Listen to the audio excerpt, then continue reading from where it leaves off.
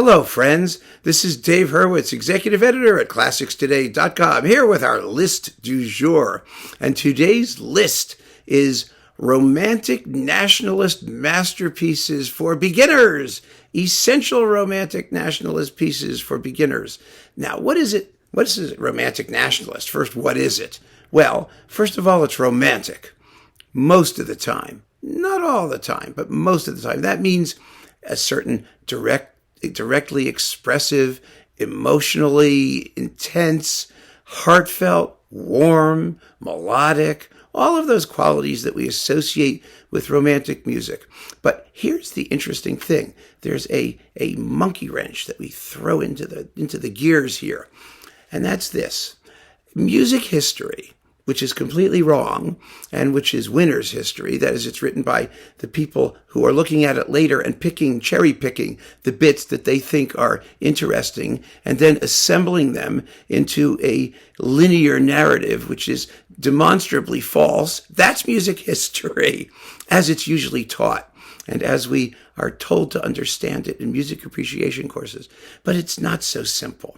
You know, we have these large periods, the classical period that ended basically with the death of Beethoven in the 1820s, late 1820s, then the romantic period that ended sort of with the death of Mahler in 1911, and then the modern period. Well, all of this periodizing and lumping and categorizing, well, it's convenient. It's convenient. Let's admit it. It's convenient. But it's so wrong. And it's particularly wrong in the case of romantic nationalist music, because every country had its own musical character, its own musical history, its own dynamic. And its romantic musical awakening, that is, the composer who could be said to represent both his epoch and his nation in his musical style, well, that happened at a different time in every country. It depended on that country's own musical evolution and sophistication and resources. Some countries didn't have orchestras till much later than other countries. Some countries had one specific musical medium that it focused on, for example, operas or something else or some other tradition. And in order to be a romantic nationalist, the composer had to be in touch with the country's folk music, with its folk tradition or some historical, something historical, the past that was universally identified with the music of that country. And so, and then to reinterpret that in terms of the romantic style. But if the composer didn't get there, if the country didn't get there till the 20th century, then the style was not quite as romantic as it used to be. It was a contemporary style. It was a 20th century style.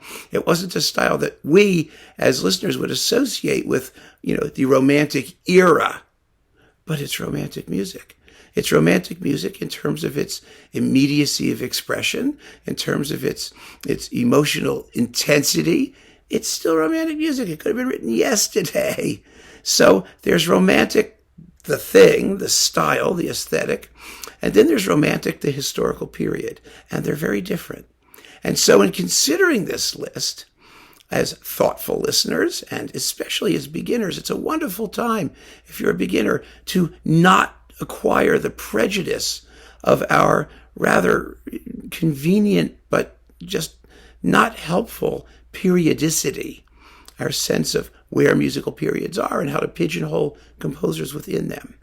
And this list is a big mishmash because, as I said, it features different types of music depending on where it comes from and when it comes. And the style is very, very different depending on those characteristics. So let's go through it, shall we? 10 marvelous works. First, Verdi, Nabucco. It's an opera because romantic nationalism was wonderfully expressed on the operatic stage because you could pick patriotic themes or themes that came from the folk tradition of the country in question. Well, Nabucco is a veiled romantic nationalist tract because in those days, Italy, in the 1840s, Italy was not Italy. Italy was a series of separate kingdoms and territories run by different people, sometimes France, sometimes Austria, sometimes, the Pope, whoever it was, the Prince of something, the Duke of wherever. It was just a big mess. And each one of those territories was very self-conscious and very afraid of being conquered by another territory. And they were very, very censorious. They made sure that what happened on the stage did not inflame the passions of those who were trying to unify the country, the Garibaldi group. They were considered, and they were basically terrorists in some ways, and they were fighting for Italy's national sovereignty. Verdi was into that. He was really into that, but of course he had to take a plot that had nothing to do with that, ostensibly. So it's a patriotic opera, but it's not about Italy. It's about the Babylonian captivity of the Jews who were struggling for their own freedom from captivity. Get it? And Nabucco is Nebuchadnezzar, the king Nebuchadnezzar. And it's a typical operatic plot. There's a love triangle, and he goes insane, then he ungoes insane. It has great tunes. Oh my goodness, it's got one of the great soprano roles in all of Romantic opera, Abigail. Let's call her Abigail. That's her name. Who was sung by Giuseppina Strepponi, who later became Mrs. Verdi, which is, it's one great way to find your wife is to write some insane soprano role and find someone willing to do it. So she wrecked her voice singing Abigail, and then she married Verdi. Actually, they lived together for many years before they got married, which was scandalous in its day. But boy, has she got some terrific stuff to sing. But the most important bit of Nabucco was the chorus, because, of course, the chorus is the people. And the chorus of captive Jews sings Va Pensiero, one of Verdi's greatest choruses. Va Pensiero, solari dorati. You know the tune.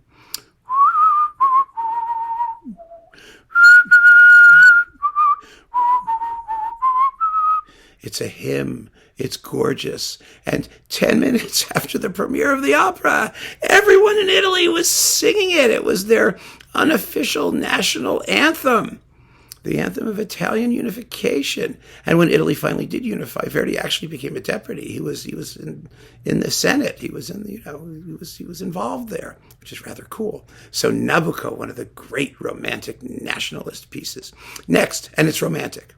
Really romantic. It's right from the middle of the nascent romantic period. So next we do Wagner, another opera. Well, Wagner was a nationalist. He was romantic. And the situation in Germany, oddly, was very similar to the situation in Italy. That is, Germany was all broken up into bits, and everybody was doing their own thing. And eventually Prussia kind of conquered everybody in good old 1871 or thereabouts and unified Germany. It took a while. In the meantime, Wagner wrote Die Meistersinger. It's his one comic opera. It's not terribly funny. Wagner was far too self-interested to ever really be funny. But it's a lighthearted, well, sort of, lovely piece with the creepy final moral, which is always obey your German masters, something which was innocent enough in an opera about a singing contest in Nuremberg, but which became rather prophetic in a creepy way for what happened with Germany and, later on in the 20th century. But let's leave that aside. Die Meistersinger is Wagner's romantic nationalist tract. It's about, everything else he wrote. However, nationalist he was either mythological or legendary and not taking place. Tristan and Isolde doesn't take place in Germany. It didn't happen in Germany. Tannhäuser does, sort of, kind of, except that, the goddess Venus is hanging out somewhere in Germany, and it's all over the place. It goes to Rome, and, the Flying Dutchman, he's flying, he's a Dutchman. So, to really get to the German stuff, Parsifal and Lohengrin, those don't really take place anywhere. Lohengrin is Brabant. Okay. So, anyway, the point is that Meistersinger is the German home opera in a German town about German people doing German things. having a song contest, making fun of each other, treating each other like crap, all of those wonderful German things that Wagner represents so eloquently in Die Meistersinger. It's also like 4.5 hours long. It's very long, but it's very, very enjoyable to listen to. And you can take it if you're not into that, sitting forever through it, one bit at a time. And quite frankly, I've said this before, it makes great background music. I hate to say it, but it is. The music just flows along beautifully. It's wonderful to listen to when you're doing something else. And I know that's heretical, and people will, jump up and down, but that's the truth. Okay, so Wagner, Meistersinger. Next, Albeniz, Ibéria. Yeah, this is the national work of Spain. It's a piano work. It has been orchestrated, but I really strongly recommend that you listen to the piano original, which is just fabulous. It has 12 pieces, each one of which represents a different region of Spain. So it's 12 piano tone poems, and it's one of the most glorious pieces of piano music. I mean, in the entire repertoire, it's exquisite and amazing and technically very, very difficult. And musically, we are now moving away from the Romantic era. Much of it sounds very impressionist, Debussyan, with mysterious harmonies and things we'll talk about here in a minute. Let me put this down. It's just one of the most beautiful works that's out there, and it is unquestionably the piece that encapsulates the Spanish national character in music. That was Albeniz's intention, and so it's one of the most fabulous and important Romantic nationalist musical tracts. And you should listen to the piano original. Gosh, it's wonderful. I mean, it's been arranged a million ways, also for guitar and for You should hear just the original. Then branch out. It's that kind of a work. It's fabulous no matter how you do it. Let's stay with Spanish stuff because this is interesting. So the Romantic Nationalist Spanish major work was written around the turn of the 20th century. Now we're going to Mexico. Chavez, the Sinfónia India, one of the first works to really look at indigenous Spanish music, its percussion, its rhythms, its melodies, and turn it into a wonderful, concise 10-minute little symphony in one movement. It's just a marvelous piece. But here's the thing. That didn't happen until several decades after Albeniz. And by then you're in the 1930s and 40s and 50s. We're in the resolutely contemporary period. But this is a Romantic nationalist work. There's no question about it. Because the expression is direct. The melodic material is as catchy as can be. And it's just an exciting piece of nationalist music, which I would call romantic. Others might not because of the date. But I don't care about the date. I care about the sound. I care about the aesthetic, the sound and the intent behind the work. Chavez was Mexico's major nationalist composer, along with Silvestre Revueltas. There were others too, but those were the two big names. And Chavez's music is always imbued, or often imbued, not always, but most of the time, with that Mexican melos. So that makes it immediately identifiable, and it's wonderful. So Mexico had its big Romantic nationalist awakening musically in the 20th century. And that was just, a factor of logistics. It happens when it happens. Next, Russia. Yeah.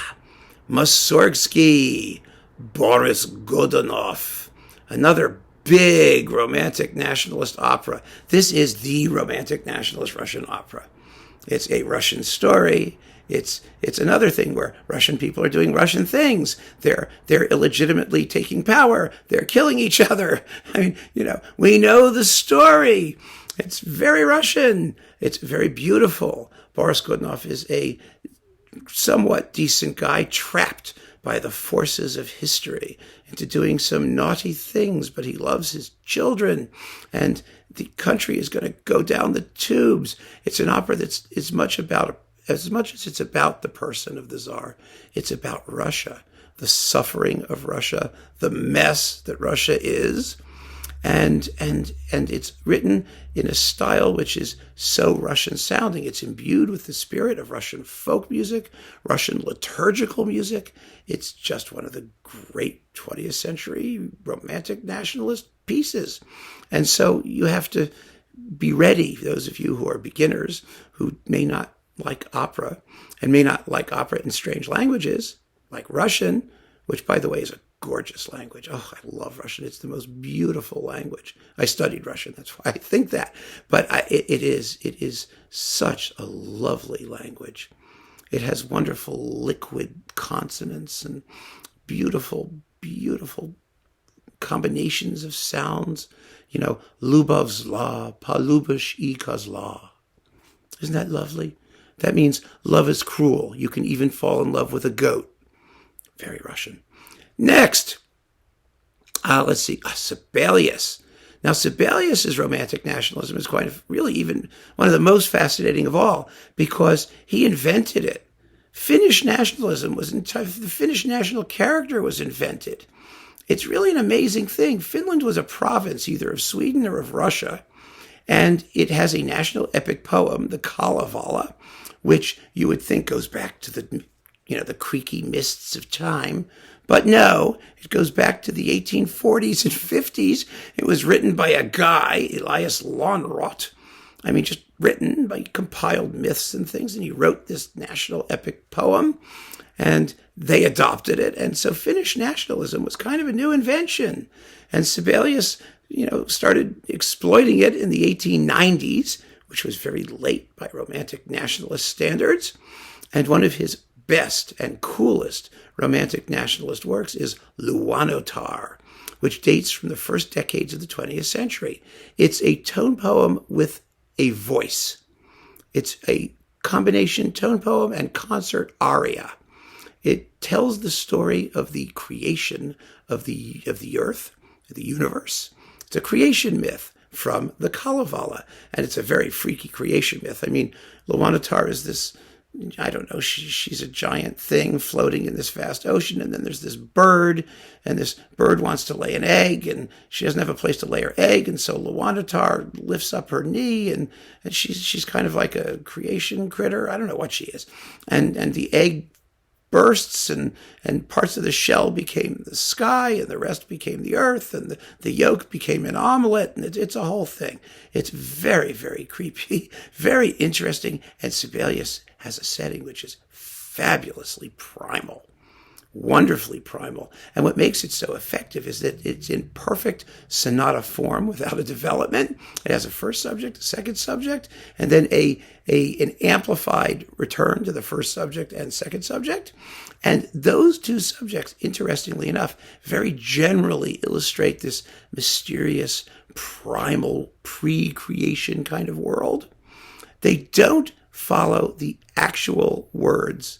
That is, the musical setting does not follow the actual text in detail. Like, you don't hear the egg going splat. I mean, you don't have the bird going fweep, fweep, fweep, fweep. The soprano does go hi, a couple times, bird-like-ish. But essentially, what Sibelius is illustrating is the atmosphere of the whole, and it is so, so wonderful. You must hear Luonnotar. It's glorious, and it's a romantic nationalist masterpiece, and it's like 10 minutes long. So what could be bad? Right? 9 minutes. It's not long at all, but it packs a tremendous amount of juice into a small, small space. And you might think I would have suggested Finlandia, which is sort of obviously romantic nationalist, but I think Luonnotar gets to the heart of the matter in a much deeper and more profound way. It's just a fantastic work. So there you go. You can do Finlandia too. There's no rule that says you can't.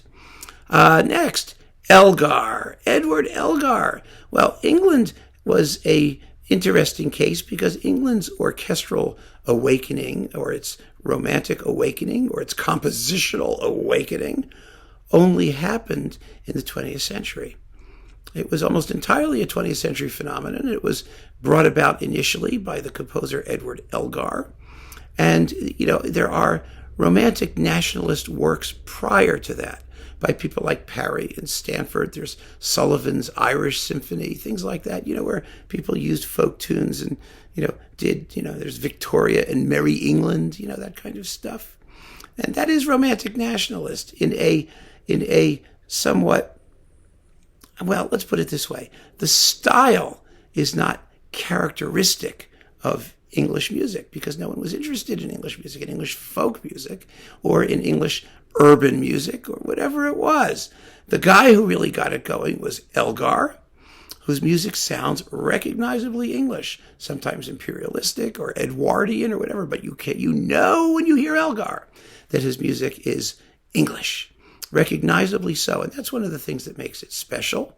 Later on, composers like Vaughan Williams started really digging into the English folk music tradition, and they took English music in a whole new romantic nationalist direction.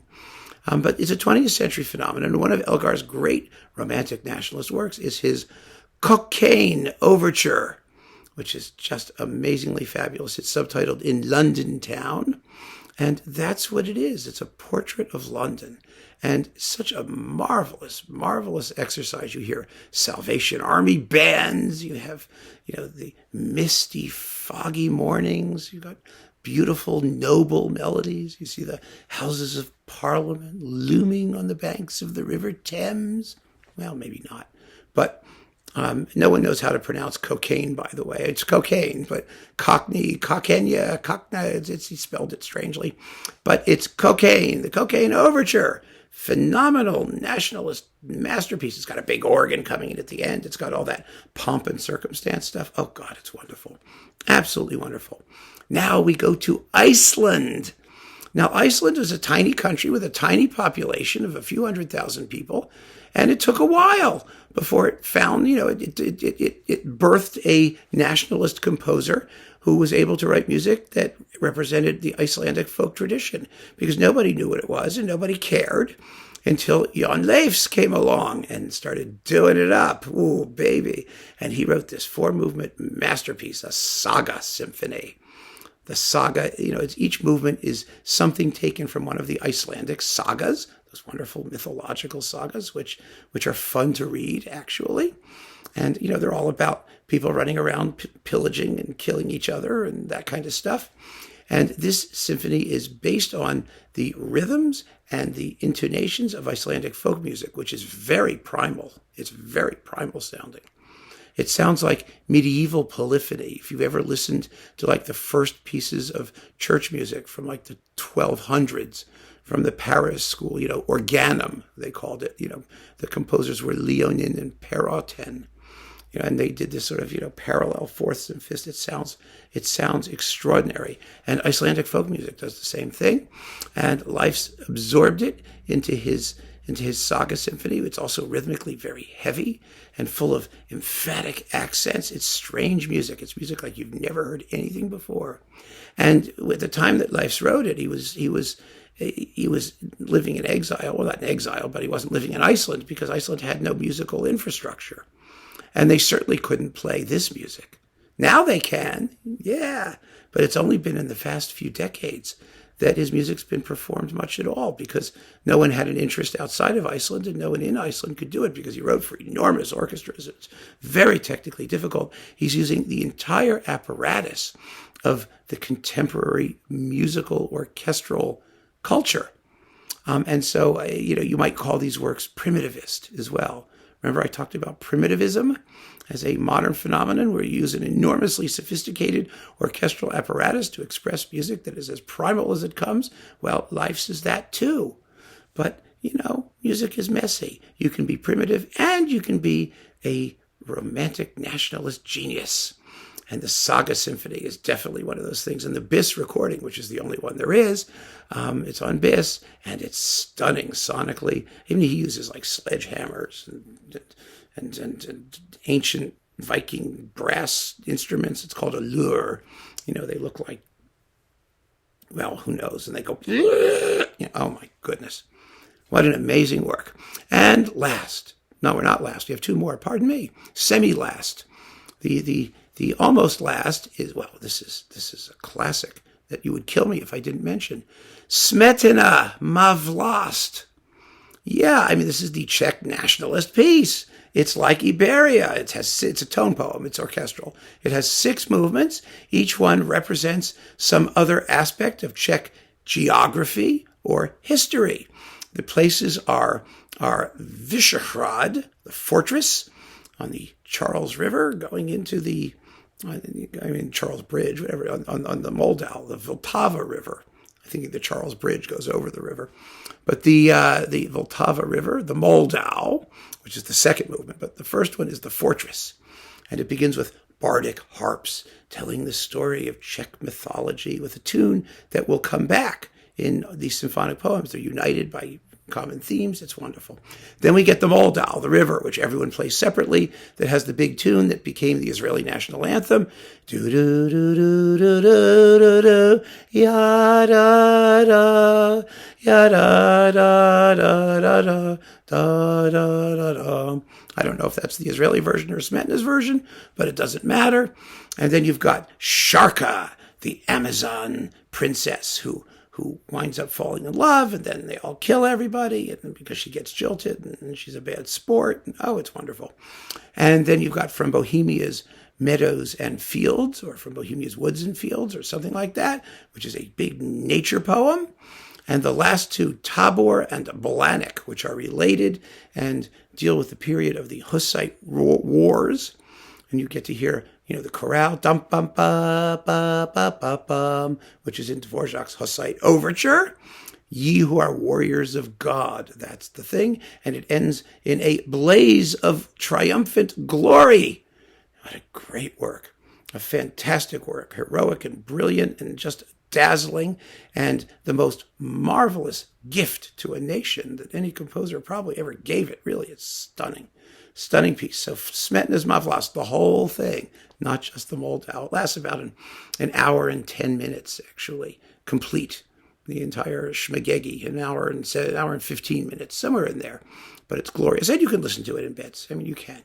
Finally, here we go. Last but not least, I didn't save Smetana for last because there's something else that I think is such a fabulous, amazing example of the romantic nationalist melos happening in the 20th century. But it's great. And that's Villa-Lobos, his Chôros. What's a Chôros? What's a choro? Chôros is plural. What's a choro? Nobody knows. I mean, it was a type of Brazilian street music, which was, of course, itself a combination of, African rhythms and Spanishisms and indigenous stuff, and who knows. But it's based on what we would call urban folk music, and Brazilian urban folk music. And Villa-Lobos wrote these pieces. There are 12 of them. They come in every conceivable shape and size. I've got a few of them here. They're all recorded, by the way, fabulously by Bis. That's what you get. You get the box that has all the Chôros and all the Baquianas Brasileiras pieces on Bis, and you're set. But they are for every conceivable ensemble in every shape and form. They're not any one thing, but I've got a few of them here. 8 and 9 are some of the big orchestral ones. Number 10 is like a huge piano concerto. Or 11, one of those. Maybe it's 11. It's a huge piano concerto. One of them I think is missing, but that's okay. And then we've got, just don't quote me on it. They're numbers 1 through 12. Whether you'll actually get 12 it eludes me for a moment, but it's okay. So you've got, and then you've got, let's see, what else is this? This is number 12 is for orchestra, and they range in length from like 2 minutes, 5 minutes to like more than almost an hour. It's astonishing. And then let's see, number 5 is for piano. Number 2 is just for flute and clarinet. Number 4 is for 3 horns and a trombone. It's only 5 minutes long. Number 2 is 2 minutes and 30 seconds. Number 12 is 35 minutes. And number 7, oh, I love number 7. Why do I love number 7? Well, because it's for flute, oboe, clarinet, saxophone, bassoon, violin, cello, and tam-tam. Yes! It's for tam-tam. Oh, and I got to play it once. I had so much fun. It's amazing, astonishing music. It is in some way the distillation of everything that romantic nationalism is about. It's a state of mind. It's a way of being. It's not about a period.